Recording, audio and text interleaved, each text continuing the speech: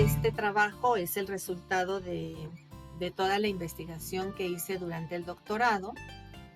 Y entonces les voy a exponer el resumen, ¿no? De qué se trata todo esto. Entonces, la presente investigación busca evidenciar cómo influye la transmisión psíquica intergeneracional en la constitución narcisista, focalizando en las afecciones somáticas que derivan de una construcción inconsciente narcisista del sujeto para poder sostener su lugar subjetivo. Para ello se realizó una revisión teórica de los conceptos arriba mencionados y se tomaron 2 viñetas clínicas que ejemplifican cómo lo vivenciado en 4 generaciones influye para que las identificaciones primarias, incorporativas e introyectivas del sujeto de la 4ª generación permanezcan con una escasa posibilidad de ser resignificadas, fracturando, debilitando o desvaneciendo el referente identificatorio, de manera tal que aumenta la probabilidad de que emerja una afección somática como una construcción inconsciente que da cuenta de lo transmitido a través de las generaciones, al tiempo que la construcción.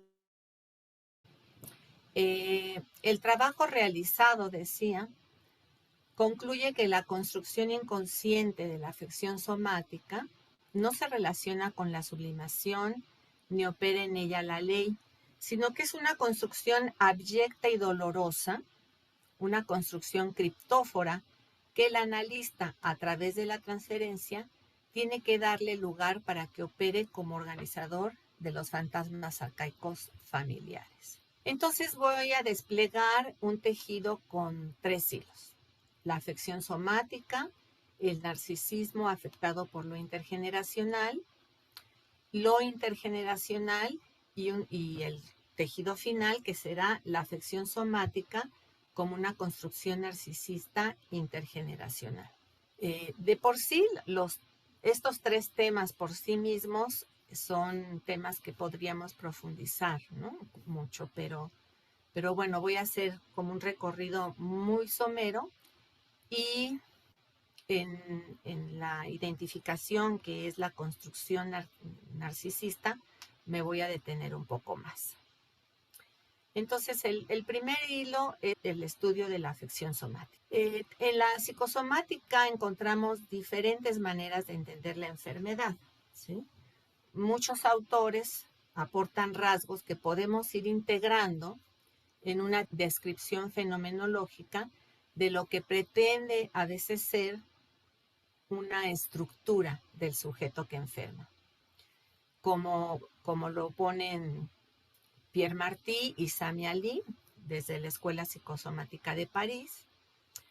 También a veces es tratada como una condición subjetiva, como lo plantean Sylvia Bleichmann o Luis Chiozza o David Nacio, en donde nos dice, por ejemplo, Nacio, que la condición subjetiva en ese momento del sujeto cuando enferma es por una forclusión local, ¿no?, que está operando, es decir, él no toma la forclusión como algo solo estructural, sino que dice que hay forclusiones locales en donde se puede insertar la enfermedad.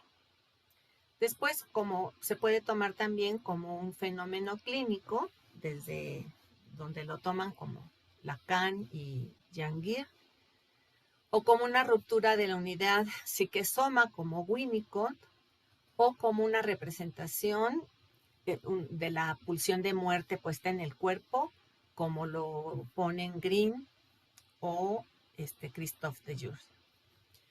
Pero en realidad ha sido muy difícil ubicar una estructura del sujeto que expresa en su cuerpo lo no tramitado psíquicamente. Porque finalmente, como les digo en clase, todos los sujetos, por muy neuróticamente estructurados que estén, enferman en algún momento de la vida, o enfermamos, ¿no? Entonces, por eso todos somos psicosomáticos, porque todos somos afectados en nuestro cuerpo por la mano de la madre. Es decir, como nos refiere Pierre Olanier en su libro La violencia de la interpretación. Entonces, les decía si el biberón no fuese ofrecido o rechazado por una mano, es posible que la anorexia no existiera, dice, ¿no? Pero probablemente tampoco existiría el ser humano, es decir, siempre necesitamos del otro, como bien lo vemos en las clases, necesitamos del otro, ¿no? Para poder existir, y por eso el otro también nos afecta. Entonces, cada autor ve la afección somática desde su perspectiva y le da énfasis a cierto nivel o a cierto grado o a cierto aspecto de la constitución narcisista. Entonces, yo le voy a dar énfasis a la relación de cómo esta estructuración narcisista y la afección somática son el resultado de una construcción intergeneracional. Yo creo que el tema es importante para toda la comunidad psicoanalítica debido al impacto y los efectos que tienen en la clínica. Porque es necesario que el analista escuche no solo lo que está vivido intersubjetivamente por el analizado, que es, bueno, obviamente que eso es a lo que nosotros tenemos acceso, sino que también incluya lo que no puede ser hablado en el discurso con palabras, pero que es puesto en forma y sentido a través de la transferencia, ¿no? Y escuchar esto que viene de lo intergeneracional es importante para que el sujeto pueda elaborar y representar eso que no ha sido puesto en forma y de esa manera pueda acceder más fácilmente a construir un camino propio. Empezaremos diciendo que nada de lo que se transmite de generación en generación es en copia fotostática, o sea, sino que el sujeto siempre es activo en la recepción de las insignias identificatorias. Vamos a ver cómo la identificación siempre supone en el mismo acto una introyección del objeto, pero también una diferencia con el objeto, ¿sí? Cuando obviamente hay posibilidades de hacer la diferencia más fácilmente, entonces vamos a estar del lado de lo simbólico, de la posibilidad sublimatoria, y cuando no hay posibilidad de esta diferencia, o la diferencia es muy, muy, muy breve o muy cercana, casi que no hay, entonces estamos del lado de lo que no se puede hablar, de lo que no puede ser puesto en forma. Entonces, para hablar de lo que es el cuerpo en el psicoanálisis y de cómo se afecta, primero vamos a hablar de qué es el cuerpo para el psicoanálisis, ¿no? Y empezaremos diciendo que el cuerpo no es natural ni es biológico. Lo que es biológico es el organismo. El cuerpo, el organismo está del lado de las ciencias médicas, ¿no? El cuerpo, no está dado desde el inicio de la vida, sino que es en el segundo de vida ya empieza a ser cuerpo, ¿no? En cuanto la madre empieza, o la función madre empieza a investir, pero siempre tenemos que tener presentes, porque esto se hace muy patente después con ciertos autores, que en un principio ese organismo se le presenta a la psique como algo ajeno. Y entonces, para apropiarse de ese cuerpo y deje de ser ajeno, el sujeto tiene que realizar un acto constante y permanente de apropiación. Así hasta que logra una unidad corporal y lo va a reconocer como propio, ¿no? Ahora, ¿de qué depende ese éxito del movimiento de apropiación, por supuesto, haremos un recorrido por la inmadurez humana, y en ese recorrido de la inmadurez humana vemos que al principio pues somos solamente, Freud nos dice en el proyecto de psicología, somos solo energía, ¿no? Q. Tendemos con una pulsión, ¿no? Que solamente se descarga. Y es en la presencia, ausencia del objeto que se va complejizando el aparato psíquico, ¿no? Es justo a partir de las necesidades biológicas que el bebé va a ir construyendo una estructura de deseo y un mundo interno de fantasías que van a sostener después la libidinización de su cuerpo. Entonces, de esa manera pasa de ser un organismo que responde a un sistema biológico, lo cual nunca se pierde, ¿no? A ser un cuerpo, a tener un cuerpo, pero ya el cuerpo responde a la huella del otro, ¿no? Y es justamente en esa imbricación del soma y la pulsión, y que está entre la imbricación que es del soma y la psique, que está la pulsión, ¿sí? Y la represión primaria, la cual va a anudar la pulsión a la representación y va nombrando lo sensorial y lo va representando. Entonces siempre el cuerpo va a llevar las marcas libidinales de las etapas que se viven y las fijaciones que ocurrieron en la interrelación con el otro. Ahora también la construcción del cuerpo implica prohibiciones, rituales, reglas. En una palabra, insertar al sujeto en lo social y por lo tanto en el lenguaje. Entonces el cuerpo y sus afecciones responden tanto a las marcas libidinales como a su realidad cultural y social.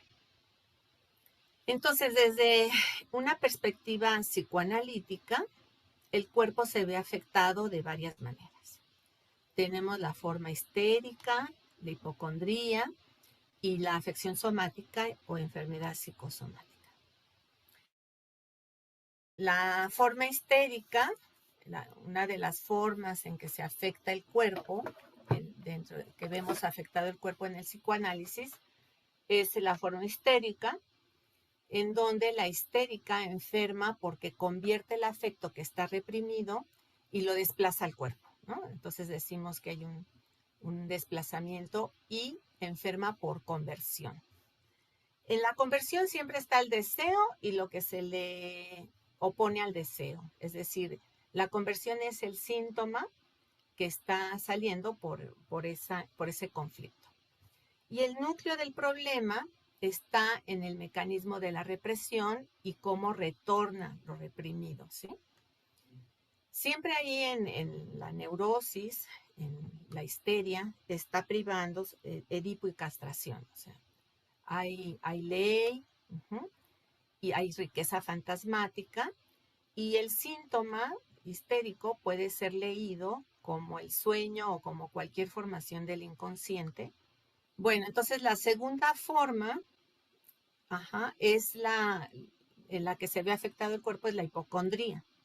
Esta es derivada de la concepción de las neurosis actuales freudianas, y a diferencia de la histeria, lo que nos dice es que la simbolización no se encuentra asociada a ellas, ¿sí? Recordemos que las neurosis actuales son la neurastenia, la neurosis de angustia y la hipocondría.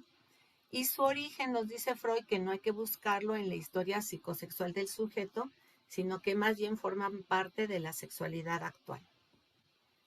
Como cuadro clínico, la hipocondría sí tiene diferentes matices que van desde las preocupaciones excesivas por el cuerpo hasta cuadros ya francamente psicóticos, en donde se percibe el dolor y el cuerpo ya fragmentado, ¿no?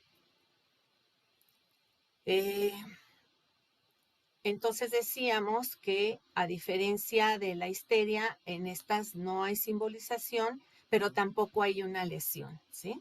Sino solamente es la sensación del sujeto de estar enfermo y de que algo grave le va a pasar. Cuando Freud habla de las neurosis traumáticas y las neurosis actuales, pone de manifiesto que estas condiciones psíquicas se manifiesta un desborde pulsional que coloca al sujeto en condición de enfermar. Entonces, esas sensaciones que va teniendo el hipocondriaco, que podrían para otro sujeto considerarse como normales, él las vive como tan hipervigilante de lo que siente, que entonces cualquier sensación en su cuerpo está matizada por la angustia y por una certeza de enfermedad, ¿no? Y es la necesidad de darle un sentido y de darle una coherencia, ¿no?, a esa imagen corporal que está desorganizada, lo lleva a buscar en el exterior, es decir, en los médicos, figuras que le devuelvan signos y que le den un asidero para sostener su afectada imagen corporal. La tercera forma que tenemos de afectación al cuerpo es ya la afección somática. Y sus bases están, Jonathan, cierra tu micrófono, por favor. Y sus bases están en la concepción de Freud de la neurosis de angustia. Uh-huh. Y aquí sí, en la afección somática, encontramos un salto de lo somático a lo psíquico y de lo psíquico a lo somático. Igual que en la hipocondría está desprovista de una significación simbólica también, ¿no? Y siempre también remite a lo no representado. Sin embargo, el sujeto que hace una afección somática, a diferencia del hipocondriaco que exacerba todas las sensaciones corporales, el que tiene una afección somática está desafectivizado. Este término, por supuesto, lo tomó de McDougall en su libro de Teatros del Cuerpo, y que se refiere a la imposibilidad de estos pacientes para registrar sus sensaciones corporales, tanto dolorosas como placenteras. Ajá. Entonces, generalmente, o así lo vemos en la clínica, el sujeto que está afectado somáticamente por una enfermedad, pues va a presentar este tipo de fracturas narcisistas, o desde la perspectiva de Green, está con un yo construido con agujeros y articulado con la pulsión de muerte. Entonces, decimos, en la afección orgánica sí hay un daño, hay una lesión, ¿sí? Pero no está, decimos, para ser leído a la manera del síntoma histérico. Es decir, no podemos acceder fácilmente a lo que significa, porque está como en un orden presimbólico. Todavía no lo podemos enlazar al lenguaje. No se liga a la palabra. Y además también encontramos un desfallecimiento de la función fantasmática, ¿no? Es decir, diversos autores lo nombran de muchas maneras, como por ejemplo Sami Ali, que le llama que hay un desfallecimiento de la función de lo imaginario, pero nosotros decimos todo, no solo la función de lo imaginario, sino que hay un desfallecimiento del fantasma, que, como sabemos, la función del fantasma es como amortiguar el peso de lo real. Y entonces esta condición subjetiva hace que el sujeto sienta como con más impacto todo el peso de lo real. Es decir, son sujetos que pueden llegar a tener sufrimiento psíquico por situaciones que para otros que no tienen desfallecimiento de la función fantasmática no tendrían mayor importancia. Este tipo de personalidades, sí, cualquier índice, ¿no?, que puede ocurrir en la vida, cualquier problemática, por más simple que sea, puede llegar a ser de una manera muy estresante, ¿no? O sea, se angustian mucho. Y también,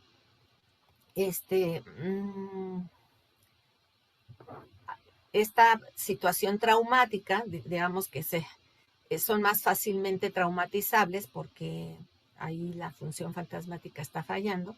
Y entonces lo que decimos es que el yo no logra tramitar lo vivido violentamente, pero en realidad por violentamente entendemos a la manera de Piero Lanier, pues algo que tenemos que incorporar a nuestra vida, ¿no? A nuestras representaciones.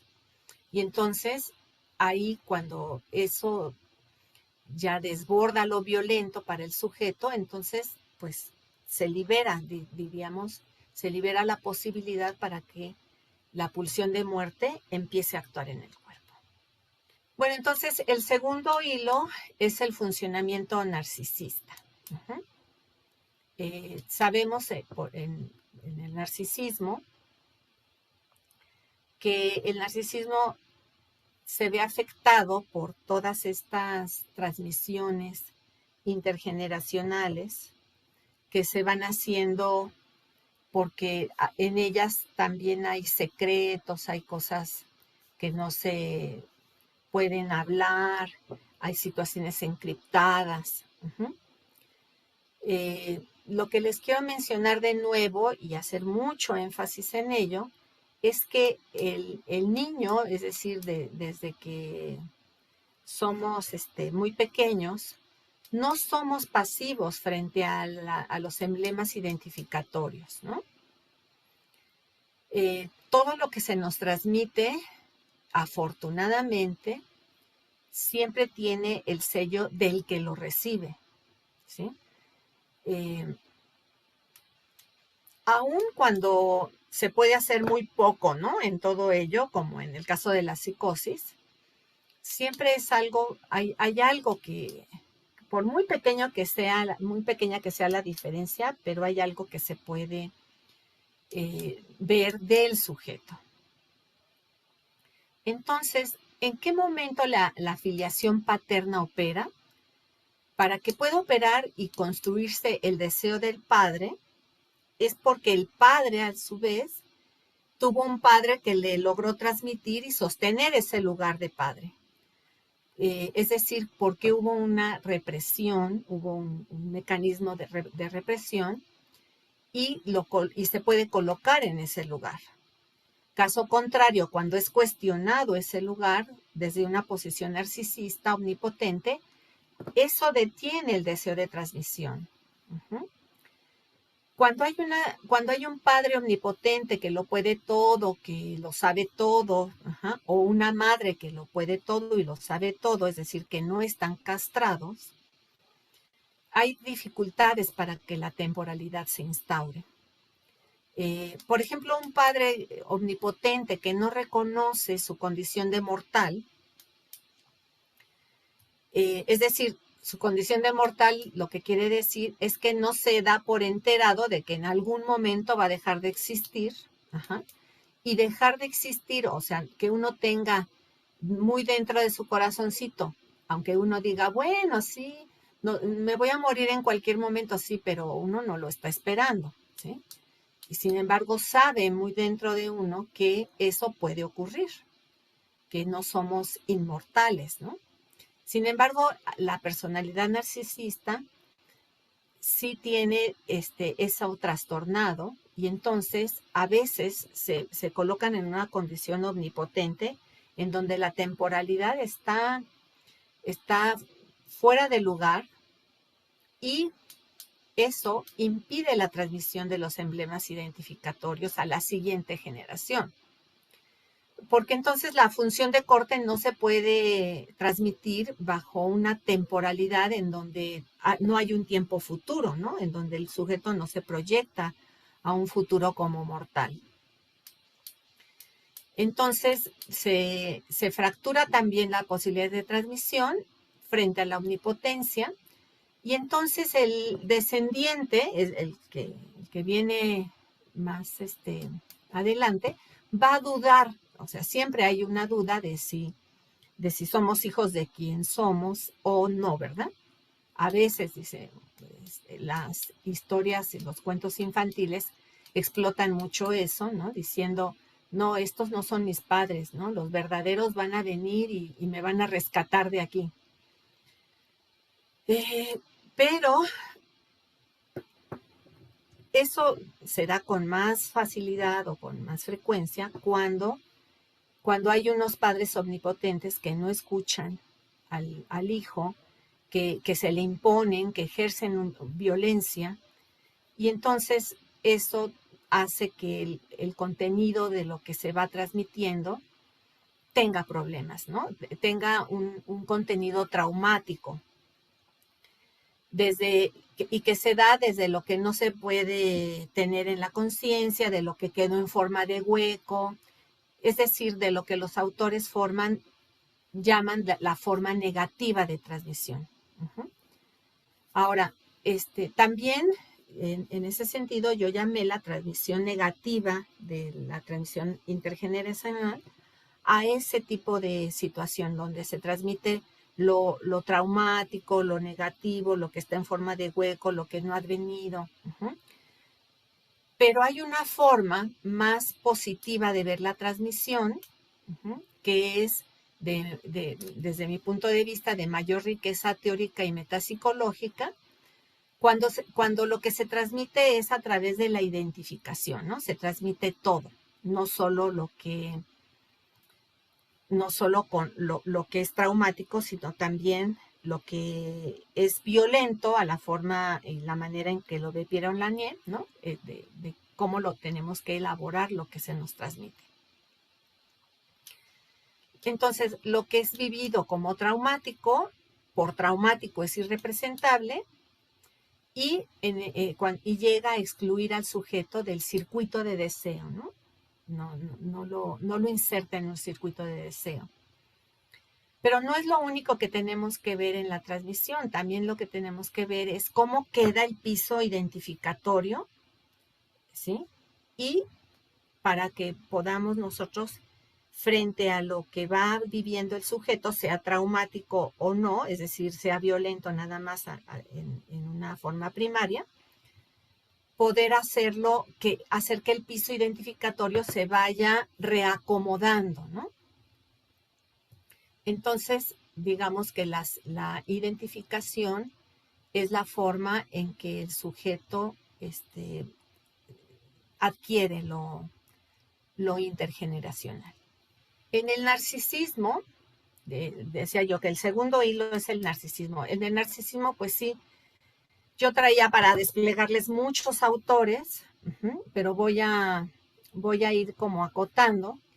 Me interesa mucho que veamos en Freud, porque ahí lo que yo me pude dar cuenta es que varios autores dicen que Freud no se dedicó al narcisismo, y la verdad, después de hacer esta investigación, pues sí se percata uno de que así no, bueno, hizo introducción del narcisismo, pero todo lo que vino después de introducción del narcisismo toca el narcisismo. Si bien es cierto, no hizo un artículo específico sobre el tratamiento, ¿no? Y sobre el narcisismo, lo que se ve en las personas narcisistas, también es cierto que sí se interesó, desde mi punto de vista, por las patologías que no eran necesariamente neuróticas, y ahí está el caso del hombre de los lobos y está el caso de Scheber, ¿no?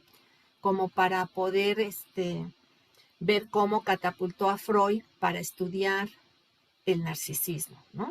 Después, claro, un narcisismo secundario, le dio prioridad al narcisismo secundario, es decir, ya cuando la libido está puesta en el objeto y regresa al yo.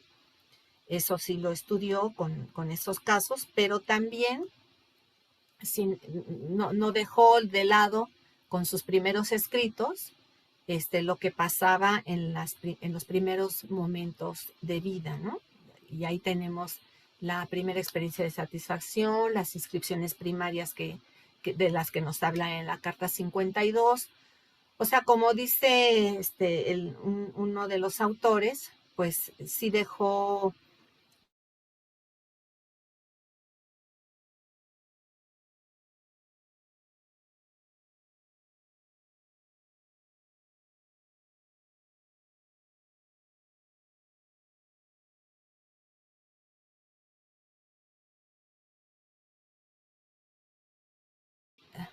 Entonces, así,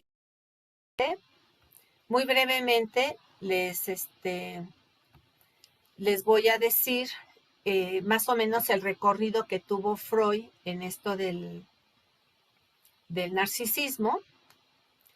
Sus trabajos les decía que en interpretación de los sueños y en el chiste y su relación con el inconsciente, con lo inconsciente, en 3 ensayos para una teoría sexual, en psicopatología de la vida cotidiana. Ahí es donde introduce toda esta manera novedosa de ver la subjetividad y lo va complejizando con las neurosis narcisistas.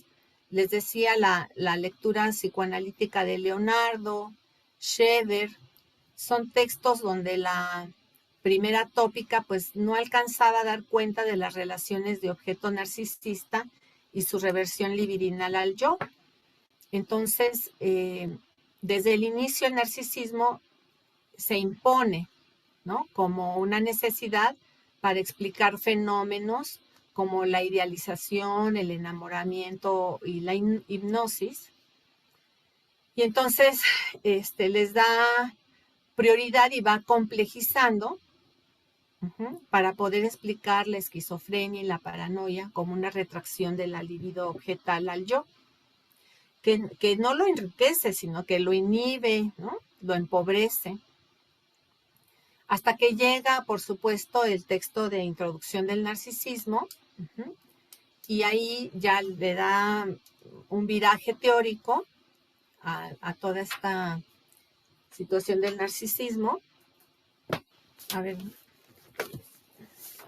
¿dónde lo? No hago, ¿no? Sí, le da todo un viraje teórico al narcisismo, y entonces es que eventualmente nos dice en ese texto, el sujeto tiene que amarse para poder constituirse, pero después tiene que amar a otro para no caer enfermo. También ahí empieza a complejizar el yo como instancia, tomando primero el modelo de la ameba, y después va a complejizar con las pulsiones sexuales y pulsiones del yo. Va a poner la segunda teorización libidinal con libido de objeto y libido narcisista, hasta que llega a la teorización de pulsiones de vida y pulsiones de muerte. Entonces, como les decía hace rato, desde la carta 52, él va a poner al otro en el escenario, porque lo va a incluir. Siempre va a decir que hay algo que se necesita, algo extra, una nueva acción psíquica, incluso dice en la introducción del narcisismo, que se necesita para salir del autorotismo y constituirse como sujeto. El narcisismo y la constitución yoica están muy ligadas. El narcisismo, decimos, es el investimiento libidinal del yo, y esto tuvo su recorrido, ¿no?, por varios desarrollos teóricos. El primero es en el proyecto de una psicología para neurólogos, donde fue conceptualizado como parte de las neuronas psi, y su principal cualidad es la de realizar una acción de barrera-contacto que funciona para detener la energía libre y circulante entre las neuronas, conceptualizando así su modelo energético, que es el yo en estos momentos es el contenedor libidinal. En un segundo momento de la conceptualización del yo, distingue el ello y el superyo en la segunda tópica. Se va complejizando la noción del yo. Su operación sigue siendo la defensa del aparato psíquico, y para realizarla efectivamente el yo toma contacto con la realidad.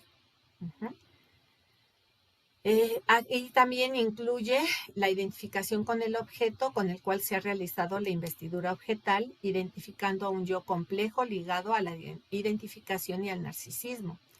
Y en una tercera etapa a partir del yo y el ello, en el 23, el yo ya es una instancia que se agrega a la segunda tópica y con ella se explica la formación del yo y del ideal. Entonces conceptualizamos un narcisismo trófico que es necesario y estructurante y que da lugar a su ideal e implica un yo en constante construcción. Y por otro lado, tenemos las fallas en la narcisización temprana que propician una condición narcisista fracturada y que no solo se explican a través de la cantidad, sino que requieren una explicación de mayor complejidad. Entonces, con todo esto lo que les quiero decir es que la construcción subjetiva es un recorrido constante y permanente desde que el sujeto nace. Venimos al mundo en una condición de desamparo, incapacitados para sostenernos en la vida, y es imprescindible que el otro nos asista y desee para devenir sujetos. A esa función le llamamos narcisizante, que junto con una función de corte y la elección objetal, son los 3 momentos por lo que pasa una estructuración subjetiva. Bueno, ya después nos va a ir introduciendo con la identificación en psicología de las masas y análisis del yo, pero bueno, pues eso nada más lo mencionaremos. Entonces, tenemos autores que vamos a retomar muy rápidamente, muy someramente, para ver las propuestas del narcisismo. Yo estudié por elección Francisco Pereña, a Víctor Corman, a André Green, a Octavio Chamizo y a Aragonés, ¿sí? Porque me parece que explican metapsicológicamente lo que son las fracturas narcisistas y contribuyen a acercarnos a enlazar cómo la transmisión intergeneracional, su influencia en la constitución narcisista y cómo esa constitución fallida narcisista surge de ahí una afección somática como una manera muy abyecta y bizarra, digo yo, errónea y dolorosa, pero que pretende reconstruir, permanecer subjetivamente sin que se fracture más la subjetividad. Ahora, encontramos dificultades para enmarcar este tipo de subjetividades, porque no tienen una unificación de la sintomatología, ¿sí? Y desde varios autores las denominan de muchas maneras, aunque el fenómeno clínico pues es el mismo, ¿no? En general lo que ven, y me voy a ir hasta el resumen, por supuesto, como decía una de las compañeras en el chat, pues se puede hacer un seminario, ¿no? De puro narcisismo y si pronto lo vamos a hacer. Hasta la diapositiva 35, por favor, Fernando. Traía cada uno de los autores que iban diciendo, cada uno de estos autores, de lo que es el narcisismo. Pero bueno, me voy a saltar todo eso porque si no, no nos va a dar tiempo de que ustedes participen y pregunten. Y les voy a decir cuál fue, digamos, lo que yo, como compilé de lo que dicen. Por supuesto, cada uno desmenuzando metapsicológicamente, profundamente, por qué dicen lo que dicen, y de dónde sacan eso. Y abrevando de muchas otras disciplinas, ¿no? Como la filosofía, y dándole forma a eso que nos hemos puesto de acuerdo, es un funcionamiento narcisista. Repito, no nos hemos puesto de acuerdo aún en psicoanálisis para darle un estatuto de estructura. No es, o sea, las estructuras siguen siendo neurosis, psicosis y perversión, pero ya sabemos que los perversos, pues no, van al consultorio o requieren nuestros servicios solamente cuando se superangustian y cuando van arreglan la angustia y se vuelven a ir, no requieren más de nuestra participación. Y entonces tenemos las dos estructuras entre la neurosis y la psicosis, muchos matices, ¿no? Los que se acercan más hacia la psicosis o hacia la neurosis, pero hay muchos matices que son los que trata de desplegar el funcionamiento narcisista. Los pacientes o las personalidades mejor, que tienen este funcionamiento, tienen las siguientes características.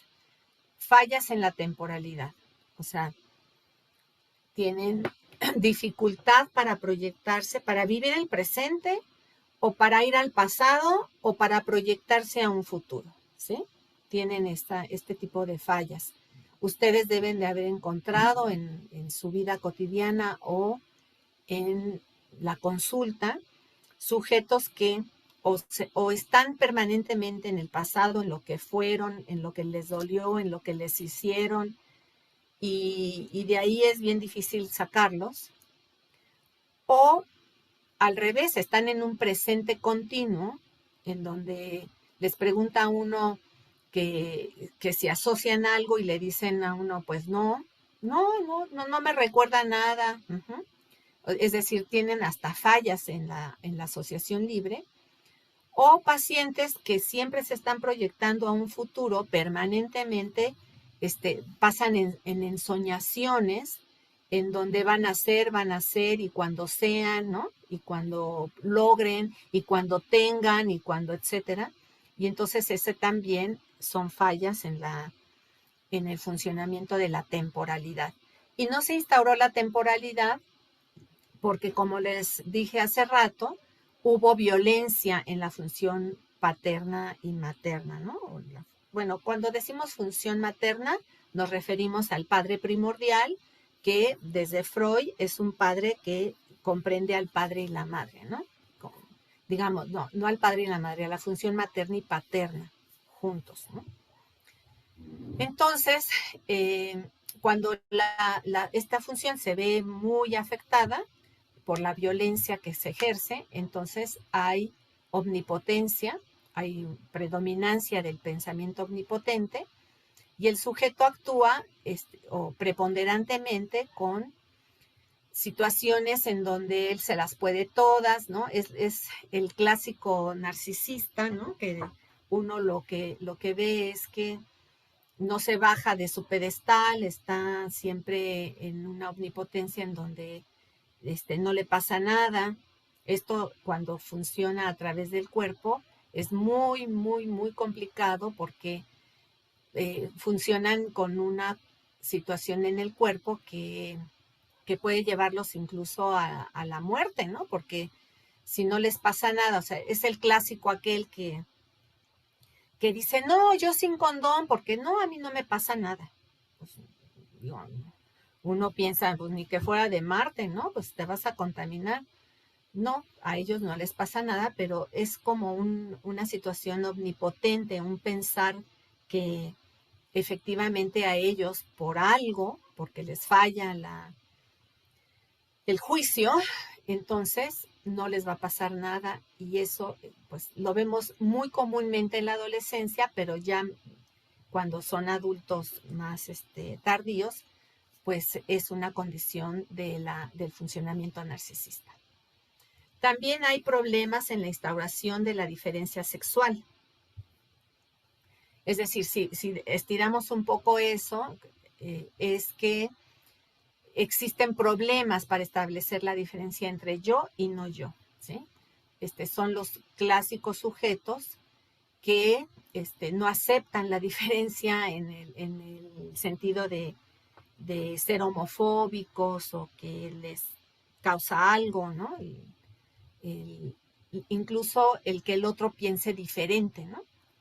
Si tienen que pensar como ellos, porque si no piensan como ellos, entonces están mal, ¿no? Bueno, creo que todos hemos visto eso en la cotidianidad y en el consultorio, ¿no? Los sujetos que funcionan de esta manera, nuestra palabra incluso como analistas, a la hora que se las dan, que se los decimos, lo sienten como agresivo, ¿no?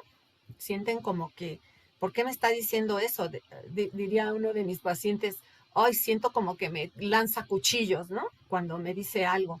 Pero es porque cualquier cosa que uno les dice, aunque uno busque las palabras y el modo bonito de decírselo,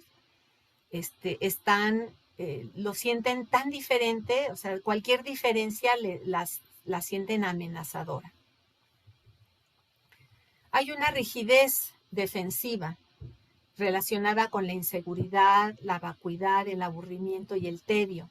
Esto nos dicen los autores, ¿no? Son personalidades con inseguridades impresionantes, hagan de cuenta exageradito, o sea, no crean que cualquier inseguridad, ¿no? Un poco exagerado. Por ejemplo, uno de mis pacientes se ponía muy nervioso hasta porque tenía que ir al banco a hacer un trámite, ¿no? Y uno dice, bueno, vas al banco, ¿no? No, pero es que, ¿qué me van a decir? Y siempre tenía un pensamiento muy catastrófico. La vacuidad como forma de funcionamiento también es muy característico de ellos porque siempre se sienten vacíos, siempre hay una sensación de que algo no les queda, no se sienten a gusto con nada, por lo tanto el aburrimiento, se aburren de todo, son los clásicos sujetos que no funcionan en sus relaciones interpersonales, pues porque siempre están aburridos, lo que necesitan es la emoción, ¿no? De la conquista, la emoción de saberse aceptados y después ya, ¿no? Llega el aburrimiento y el tedio. Y en general no nos hemos puesto de acuerdo con estas personalidades porque, dicen los autores, tienen una polisintomatología que los presenta como portadores de múltiples patologías. Por eso es que yo a veces prefiero poner a la manera en como Aragonés puso el narcisismo como una matriz, ¿no? O sea, el narcisismo como si fuera el piso de donde parten defensas neuróticas, obsesivas, histéricas, fóbicas, pero no como algo rígido, sino que si ponemos el narcisismo como la matriz, entonces nos podemos deslizar y escuchar al sujeto desde las defensas que está presentando en el momento. ¿Y por qué? Porque son polisintomáticos. Y a veces nos da la impresión, una personalidad con un funcionamiento narcisista nos puede dar la impresión de que está en un momento perverso, pero fíjense cómo lo digo, un momento perverso y no que es perverso. Ajá. Por ejemplo, una mujer con un funcionamiento narcisista que frente a un desaire, frente a una ruptura con un amor, les duele, como les dije hace rato, como les falla la función fantasmática, y la función de la función fantasmática es amortiguar el peso de lo real y del dolor, entonces el que la deje un amor, lo pueden sentir con una vacuidad y una sensación de vacío horrible, muy doloroso, muy doloroso. Yo bromeo un poco diciendo que son como rupturas tipo novela de Televisa, ¿no? Así de que se desangran. Y entonces, frente a ese dolor, frente a ese vacío, lo que puede hacer es irse y se pone borracha y se acuesta con 10 esa noche, por decir un número, ¿eh? Y uno podría decir, ay, tiene una actitud perversa, ¿no? Porque pues fue y no le importa, se salta las leyes. No, lo que pasa es que es tanto el dolor y es tanta la vacuidad y es tanto el dolor del vacío, que entonces lo que hace es tratar de darle corporeidad, ¿no? De que la toquen, de sentirse de otra manera. No le importa, si son 10, 20 o 1. Es decir, no es una conducta perversa de saltarse la ley, sino es una conducta de ser, ¿no? Del ser. Entonces, ese tipo de defensas, yo podría decir, bueno, si es una defensa perversa, bueno, puede ser, pero es una defensa perversa, no está en estructuración perversa. Y entonces eso nos quita de la rigidez estructural y nos puede ir dando una movilidad del paciente donde se puede movilizar desde defensas más neuróticas a defensas más psicóticas. Entonces, ¿por qué? Pues porque va a presentar polisintomatología que nos puede decir, ¿este qué es? ¿No? Muchas veces, a veces en supervisión me dicen, ¿pero qué es? Porque tiene defensas obsesivas, tiene defensas a veces histéricas, y a veces se salta la ley. Bueno, pues entonces tenemos que pensar en un funcionamiento narcisista, ¿no? Cuando hay una polisintomatología. En general, los mecanismos defensivos que desarrollan son la escisión, la idealización, la identificación proyectiva, la renegación, la regresión, la despersonalización, la omnipotencia y la desvalorización, ¿sí? Aunque priva el mecanismo defensivo de la desmentida y con su consecuencia psíquica de la escisión yoica. Entonces, sí, casi todos los autores dan por sabido que es el mecanismo defensivo de la desmentida, el mecanismo preferentemente utilizado por el funcionamiento narcisista. Pero justo como tienen una polisintomatología, ¿por qué? Porque también usan muchos otros mecanismos de defensa. Por eso tampoco podemos enmarcarlos en una estructura así tal cual, rígida, ¿no? Lo que sí se ve es que la represión no es lo que priva, ¿no? Sí, a veces, como no somos puros, sí, a veces pueden uno encontrar que sí están reprimiendo, que sí la represión puede estar instaurada, pero en general hay una tendencia a la descarga, ¿sí? Ellos tienen tendencia a descargar en una acción, dicen, motoramente, ¿sí? Y hay un fracaso de la separación-individuación que condiciona la transferencia.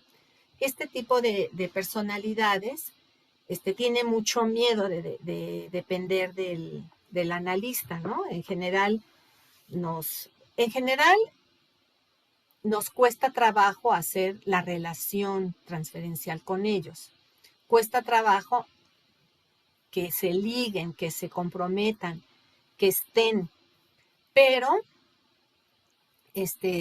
una vez que la hacen, de lo que tienen miedo es de volver a estar enajenados a otra persona, es decir, a repetir, y es condición necesaria para trabajar en la transferencia, a repetir la pegazón que tuvieron con el objeto primario.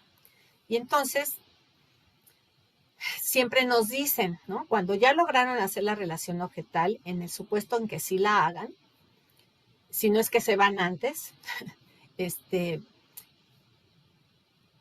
cuando la hacen, el miedo que tienen es de quedar pegados, ¿no? De depender del otro, porque desde Green podemos suponer que el narcisista lo que pretende es no depender del otro, o sea, que el otro no sea necesario en su vida.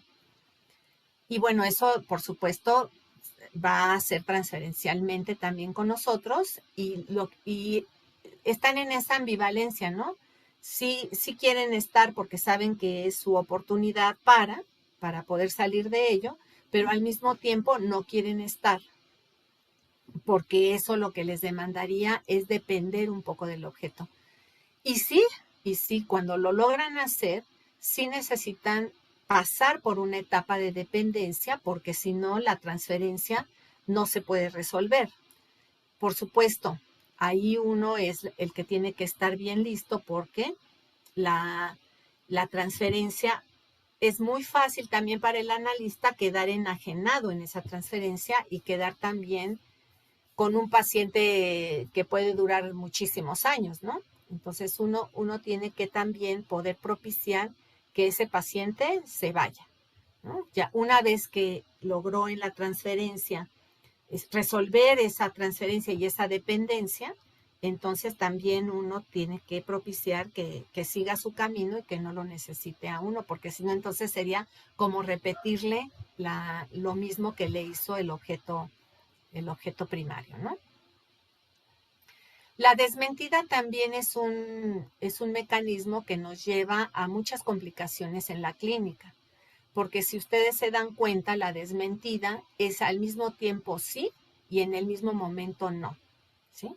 Entonces, eso cuando la desmentida opera como mecanismo de defensa, es un poco difícil que el sujeto escuche, porque en el momento en el que escucha, desmiente. Una de mis pacientes me dice, yo me estoy echando la mejor construcción, ¿no? Que podía en ese momento hacerle. Y me dice, cuando termino, me dice, te dejé de escuchar en la palabra número 10, ¿no? Porque ya todo lo demás ya no lo escuché. Es decir, yo lo que le digo a esa paciente en especial es, tú me tienes que decir cuando me dejas de escuchar, porque si no yo estoy hablando y tú ya estás en otra cosa, ¿no? Y así le hemos hecho porque cuando uno habla, ellos se ponen en otro funcionamiento, desmienten y como mecanismo de defensa, pues es muy, muy efectiva la desmentida, ¿sí? Pueden llegar a quitar incluso de escena algo que uno les esté diciendo y según uno les está diciendo, pues no están escuchando. La escisión yoica ayuda a eso, ¿no? Porque una parte de su yo está escuchando, pero otra parte de su yo está diciendo esto que me está diciendo no es cierto. El odio, dice, el odio, los autores lo ponen, todos los autores lo ponen como el afecto predominante. También es muy difícil en la clínica tratar este afecto porque con estos pacientes uno está esperando, ¿no? Que llegue el momento en el que el odio se despliegue y entonces transferencialmente se tiene que también tratar. Y por supuesto, imagínense que cuando lo hacen, pues viene con todo lo que eso implica. Nos diría Nacio, con toda la transferencia dolorosa, ¿no? Que implica una transferencia negativa y el odio como afecto predominante. Siempre, o sea, los vínculos interpersonales en este tipo de personalidades que funcionan narcisísticamente se ven afectados, ¿no? Se ven afectados porque no hay una relación que puedan hacer empática, ¿no? Con el otro, sino que más bien predomina la depresión. Son sujetos muy deprimidos que depende, ¿no? Depende del nivel de la depresión, es lo que va a ir operando en su vida, ¿no? Puede llegar a ser una depresión funcional que los lleve a tener episodios de tristeza, o puede llegar a ser una situación muy grave, melancólica, que es donde ahí más se inserta la afección somática. En general, entonces, tienen dificultad para mantener una identidad cohesiva, es decir, una identidad que les haga no ser idénticos al otro primordial, sino que sea su identidad y que los haga sentirse ellos cada mañana que se levantan, que son ellos y que están y que se pueden sostener. En general, como les decía un poco más arriba, interrumpen mucho los tratamientos porque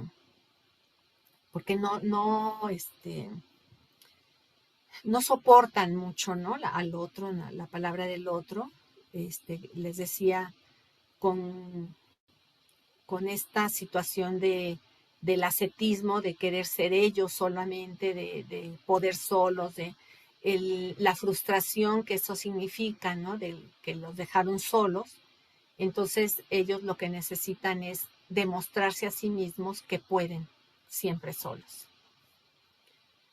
Entonces, cada autor les da nombre y apellido, ¿no? a este tipo de organizaciones, pero en general se refieren a un mismo fenómeno clínico que se nos presenta cada vez más comúnmente en la clínica, pero que desde el inicio, desde la fundación del psicoanálisis, ha tenido dificultades para su abordaje clínico.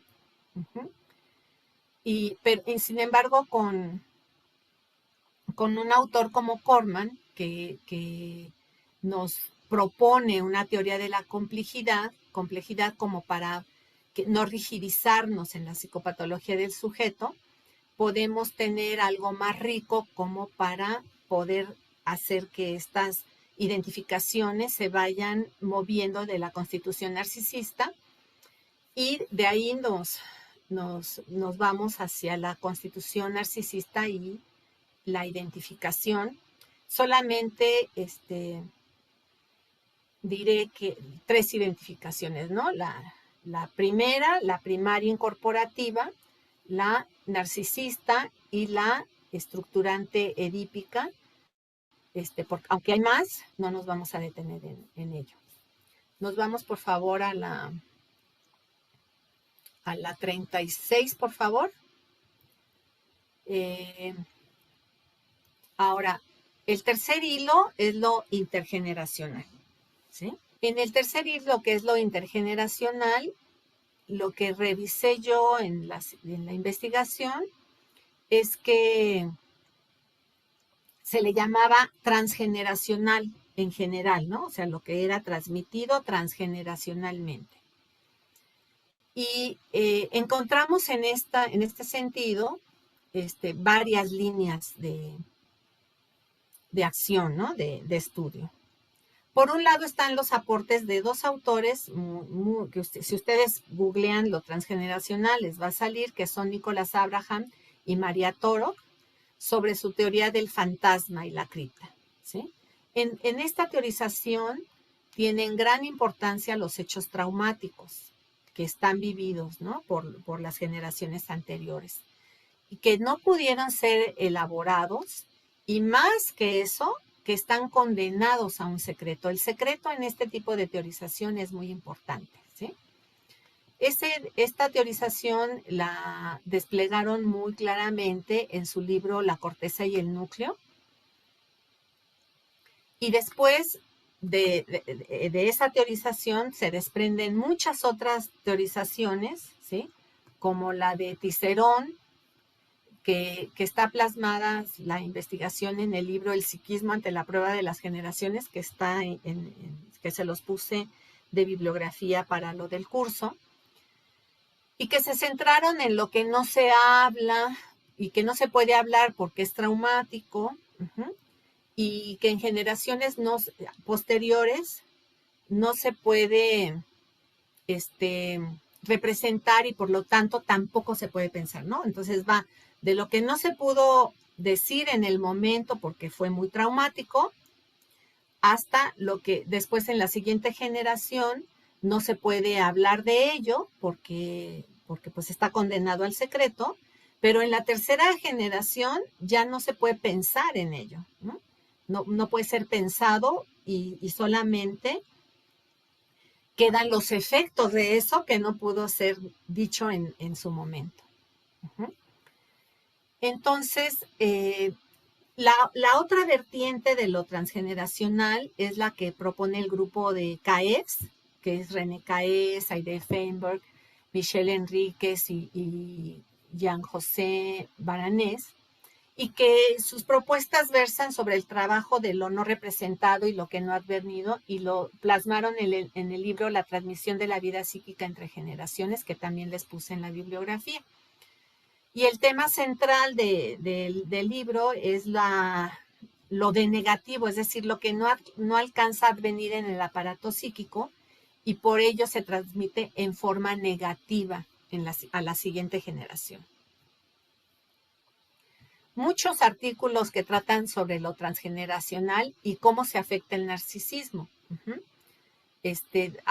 Pero a mí me gustaron 2 trabajos principales, dos tesis doctorales, una de maestría y una de doctorado, una que es de Alejandro Salomonovich, que lo plasmó en un libro que se llama Del silencio a la palabra, en donde trata los efectos del holocausto en las generaciones siguientes y de cómo se va desplegando esto traumático no elaborado que se sufre en la guerra, y entonces los descendientes se van melancolizando de tal manera que pues casi ponen un altar a esos muertos, ¿no? Digamos que su vida los va haciendo que carguen esos muertos permanentemente. Uh-huh. Y la otra, una tesis de Mónica Vázquez, que es su tesis de maestría, que dice el delirio como una construcción transgeneracional, en donde propone que el delirio es una construcción transgeneracional que recupera la parte de una verdad histórica vivencial experimentada generaciones atrás. Entonces, yo doy continuidad a estos trabajos de estos compañeros, y entonces es que, prosiguiendo esa investigación psicoanalítica, lo que propongo, a diferencia de Mónica, es que la afección somática no es una producción psíquica, porque el psiquismo justamente se ve rebasado en sus capacidades de elaboración, donde no se logra construir algo psíquico, porque si no, entonces, pues no se enfermaría el cuerpo, ¿no? Entonces, como el psiquismo se ve rebasado, entonces lo que aparece es una afección en el cuerpo como una construcción sí subjetiva desde el narcisismo, pero no, donde no interviene, no sí interviene, pero no de manera efectiva el psiquismo, retomando, por supuesto, la idea de la construcción en un sentido más preciso, en donde la construcción no está del lado del lenguaje, como sería la construcción del delirio, o la construcción que nos propone Freud en las construcciones en psicoanálisis de sus textos técnicos,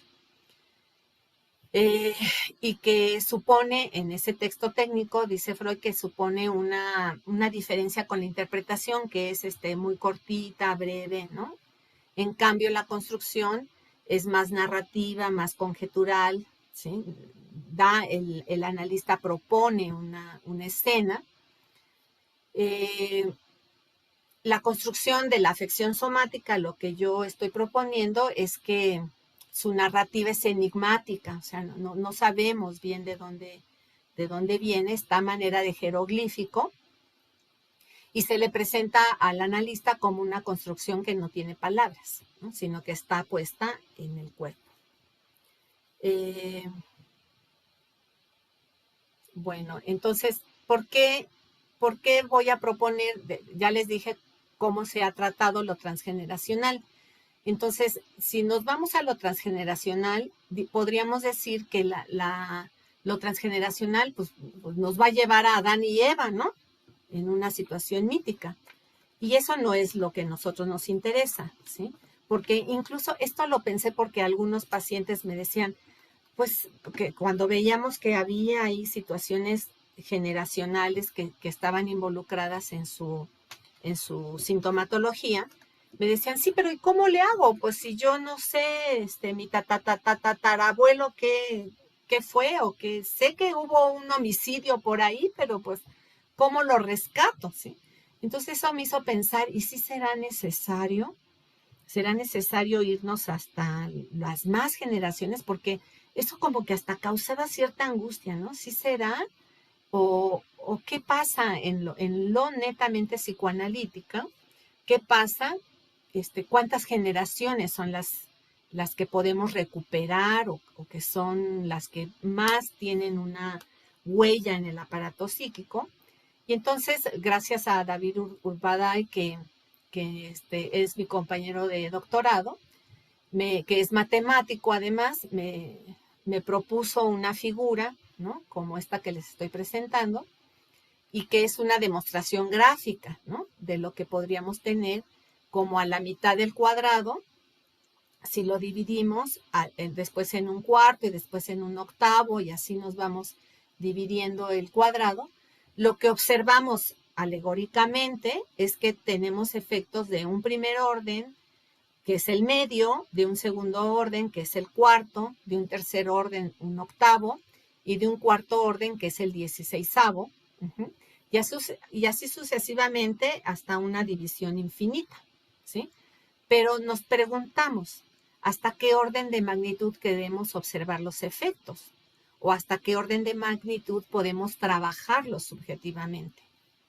Y en esta secuencia, la importancia que tiene lo generacional, pues va tornándose cada vez de menor importancia lo que es de más difícil acceso psíquico. O sea, ya para lo más pequeñito, pues eso ya que importa, ¿no? Con esta situación gráfica, lo que trato de destacar es que el peso de la historia de 4 generaciones atrás es lo que tiene mayor relevancia, y que esta se va reduciendo en la medida en que avanza la forma ascendiente, ¿no?, de las generaciones. Entonces, para poder hacer una propuesta de lo que es lo transgeneracional, lo intergeneracional después, me basé sobre todo en la teoría identificatoria de Víctor Corman, porque él lo que propone es que la identificación es la base sobre la que se transmite. Y por supuesto, creo que sí. Entonces hago un recorrido de las primeras identificaciones, por supuesto empezando desde Freud, en la carta 52, todo el registro sensorial, Freud y la identificación de Totem y Tabú en el Moisés y la religión monoteísta, en todo lo que despliega alrededor de introducción del narcisismo, en psicología de las masas y análisis del yo, que es donde más Freud habla de la identificación. Y entonces lo que digo es que el valor de lo intergeneracional es concebido como la oportunidad de tejer una historia que se remonta a los orígenes del sujeto, que es una historia intergeneracional entendida como inscripción del sujeto en los circuitos de los deseos, ¿no? Y no como la actualización de la teoría traumática, que esa es la crítica que le hicieron a Abraham y Torok en su momento, ¿no? Que entonces reactualizaba la teoría del trauma y que tampoco se trataba de ello, porque pues si recuerdan la teoría del trauma pues tiene varios efectos, ¿no? Y uno de ellos es que lo que nos dice Freud es que el trauma no es lo que se vive en general, ¿no? Sino que el trauma siempre viene a posteriori, ¿no? La situación traumática tiene 2 momentos subjetivos. Entonces nos vamos, por favor, entonces, a la...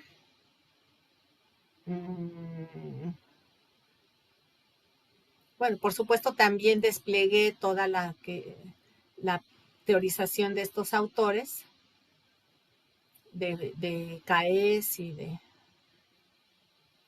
autores como Fernberg y todos ellos. Pero nos vamos a ir a la propuesta de Corman, que es en la que básicamente me basé. Les digo que la identificación es a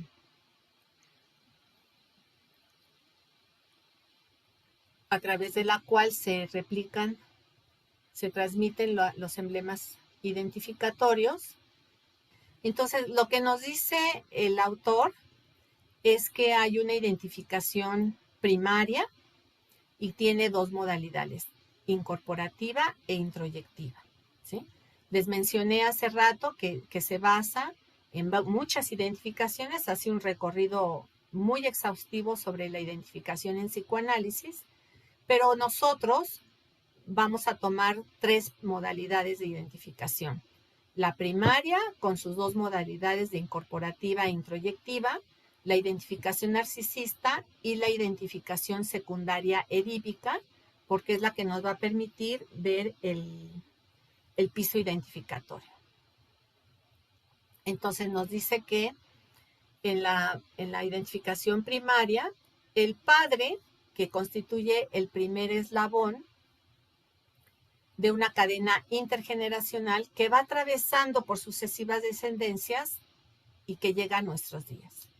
Cada padre, ese encadenamiento, cada padre recibe el legado y lo transmite a su vez a las siguientes generaciones. Concebida de este modo, la identificación primaria sería el vehículo que irá transmitiendo a todo recién nacido parte del capital simbólico acumulado durante siglos por la humanidad. Ese padre originario y el enlace ancestral que en él se origina se encarna, se hace presente en la persona del siempre incierto padre biológico de la criatura, objeto de la identificación primaria.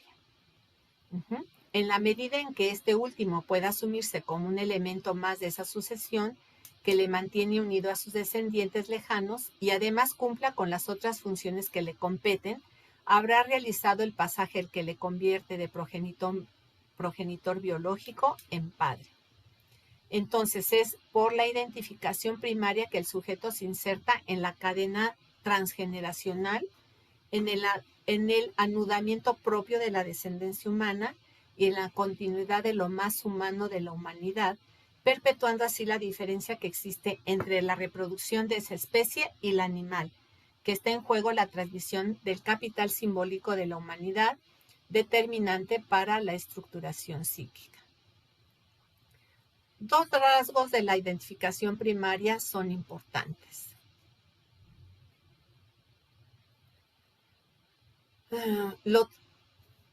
Lo intergeneracional, que liga al sujeto a la prehistoria de la humanidad y que liga al sujeto al protopadre de la horda primitiva y con el mito de su asesinato, y la temprana tendencia del infans a incorporar y apropiarse rasgos psíquicos de los objetos de su entorno. Ambos se consuman al mismo tiempo a través del padre de la prehistoria.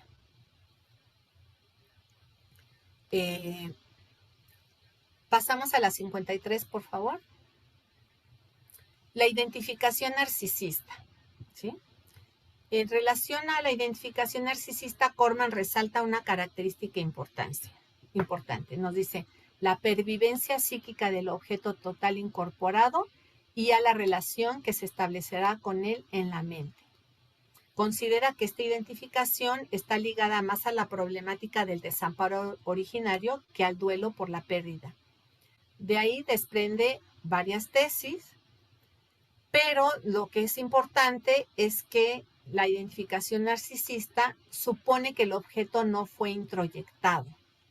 Es decir, si nos regresamos un poco a la identificación primaria, que era incorporativa e introyectiva, entonces lo que nos dice el autor es que el objeto no siempre es introyectado. Hay veces que el objeto se queda incorporado. Eso es muy importante para esta teorización, porque cuando hay un objeto incorporado, lo que supone es que el objeto está en forma total en el sujeto.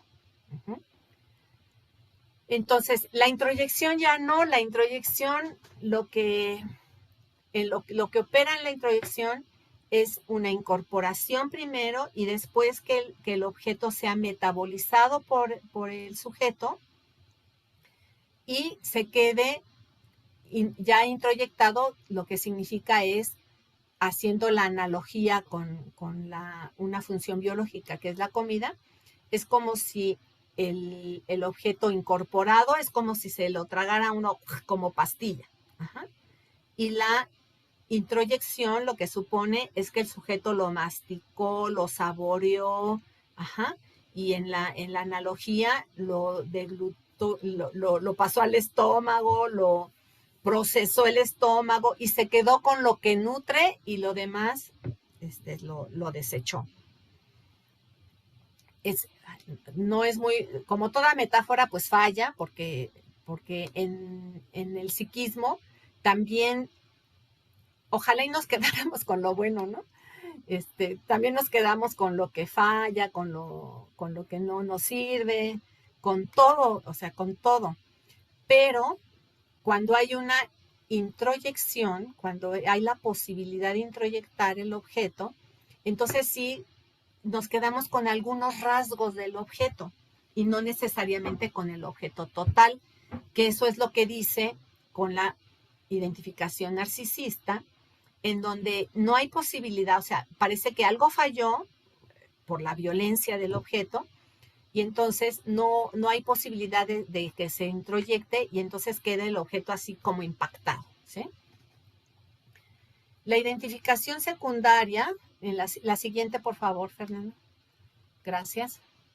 La identificación secundaria ya es más específicamente al rasgo o detalle parcial del objeto. Es solo una traza nada más, ¿sí? Ya, digamos que uno ya metabolizó el objeto y el objeto queda como al servicio del aparato psíquico y no queda de forma así total.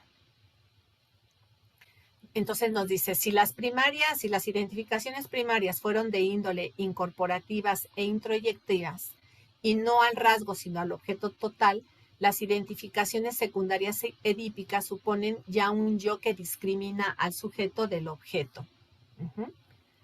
Este tipo de identificaciones operarían con el mecanismo de la introyección, no con el de la incorporación, como sucede en las primarias y en las narcisistas. Entonces nos dice Víctor Korman, dar cuenta de cómo se constituye un sujeto no es tarea fácil. Él adiciona el concepto de identificación que a su parecer no está elevado a rango metapsicológico y en el recorrido que realiza por la noción de identificación real explica a la identificación estructurante como causa de lo psíquico y como aquella que otorga una traza inconsciente y determinante para el psiquismo y los primeros objetos identificatorios.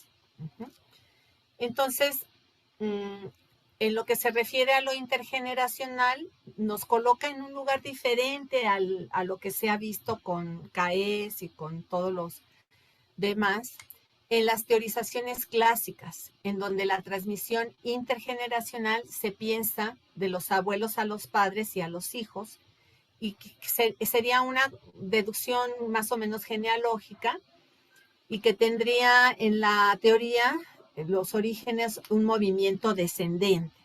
Él lo que dice es que vemos más bien en la clínica, lo que vemos es al sujeto y hacia arriba es un movimiento ascendente y que en ese momento ascendente tenemos acceso hasta la cuarta generación.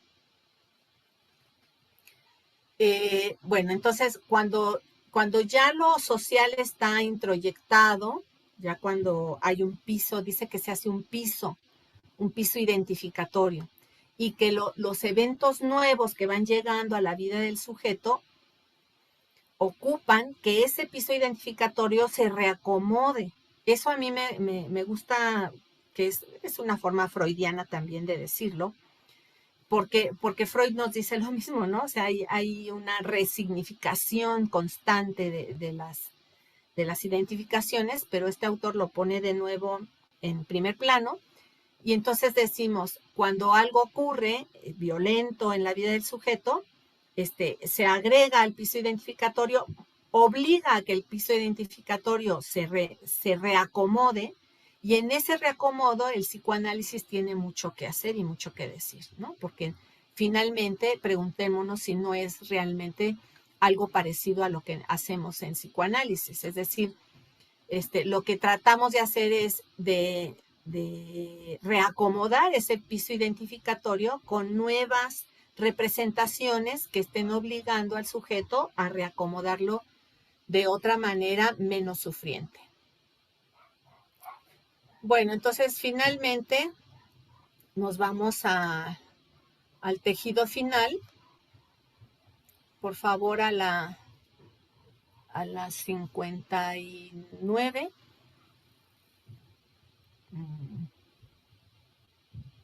No, perdón. A ver, un poquito más arriba, a la 57.